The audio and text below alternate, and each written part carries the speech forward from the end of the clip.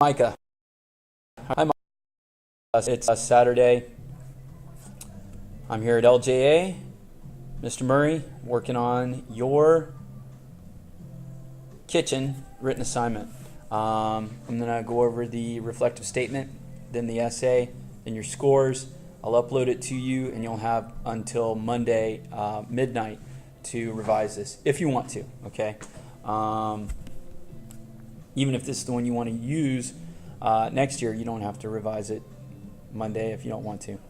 But I will regrade it if you do. So, for your reflective statement, the most important thing is that you don't use this passive construction.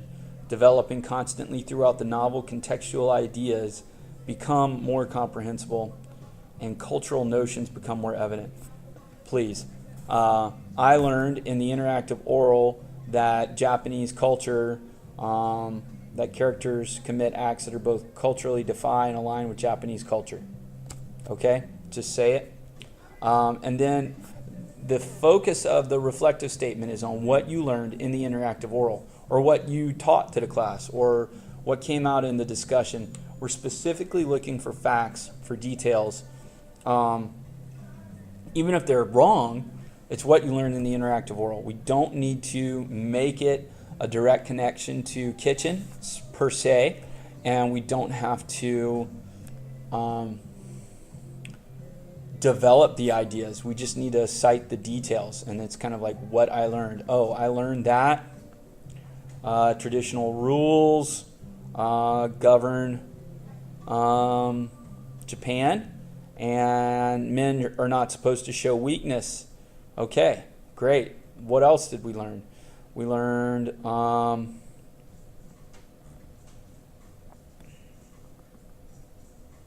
don't know what this paragraph is about in terms of what you learned.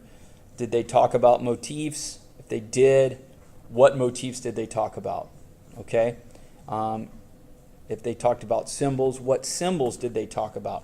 What did the group, or did you as a member of the group, discuss specifically? Okay. I don't know what this quote's doing. If we're trying to relate white to purity and light to purity, that's great. Just say it as such, okay? And if they talked about a pathetic fallacy, then say that. You know, one of the literary techniques or strategies that the interactive world brought to the fore or discussed was the pathetic fallacy and how Yoshimoto uses it, what it is, okay? That's going to help a lot. Right now, your reflective statement is a 1 out of 3.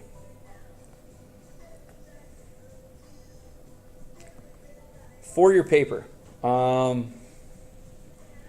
we don't need the brilliantly done novel about a girl who faces tremendous losses and meets a guy named Yuichi and his mother Erika. All of this is summary, and it is really unnecessary.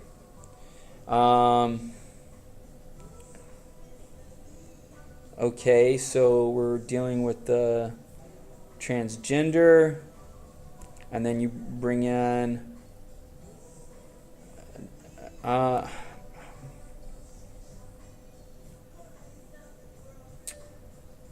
Penal Code of 1872. There was no laws against those in Eriko's situation. I just don't know. I'm still not sure what we're talking about, okay?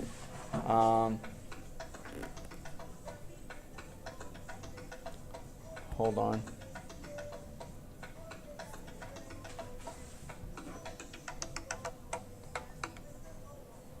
Hello. Hi, baby. I am making a video. I'm talking to a student right now. Can I call you back? Okay. Bye. Sorry about that. Okay. Eriko was the gateway of freedom and happiness.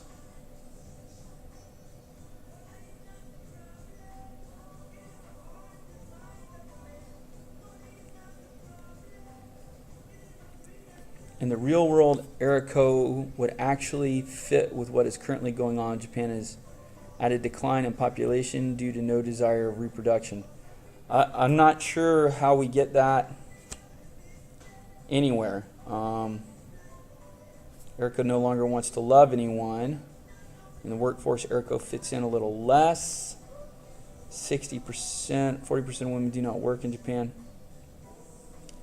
And then we've got the quote about the relatives. Do not contact them.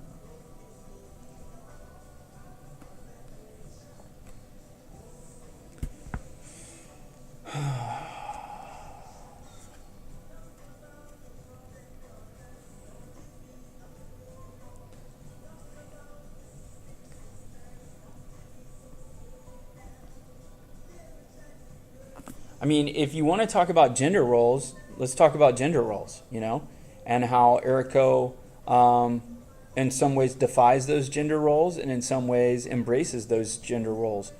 But Micah, the biggest problem here is that there's no focus to your discussion. It kind of rambles around. It's obviously about Eriko to some extent, but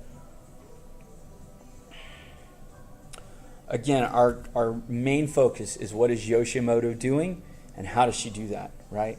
So how does Yoshimoto use Eriko to critique gender roles in Japanese society? Might be the way to go, okay? If you do that, that's fine.